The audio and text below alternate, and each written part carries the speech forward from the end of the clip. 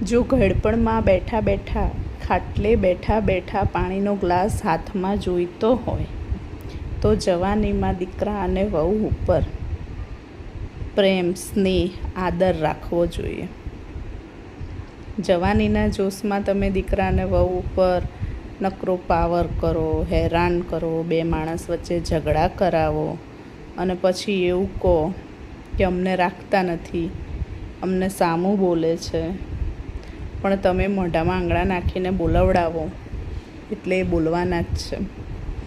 જ્યારે તમારા હાથ પગ ચાલતા હતા, જવાની હતી, ત્યારે તો તમે પાવરમાંથી ઊંચા નથી આવ્યા.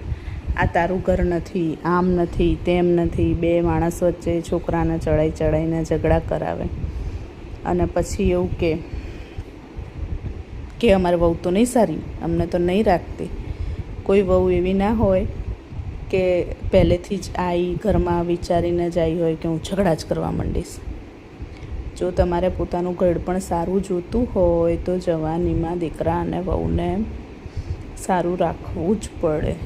ઘણા મા બાપ એવા હોય કે જવાનીમાં દીકરા અને વહુને અલગ કરે, બે જણને સાથે ક્યાંય જવા ના દે, એમની પર્સનલ સ્પેસ કોઈ નહીં. ક્યાંક 2 દિવસ ફરવા જવું હોય તો એ કેટલાય કજિયા કરે, કેવું એ કરે. પછી એ જ છોકરો અને વહુ ઘડપણમાં એમને રાખે, સેવા કરે, પણ બોલે ને ત્યારે એવું કે નથી સારી, સારા સંસ્કારવાળી નથી, હેરાન કરે છે અમને, બહુ જબરી છે, વિચિત્ર છે. પણ તમે જાતે કરીને જ માગ્યું હોય. સાચું ને? જય શ્રી કૃષ્ણ.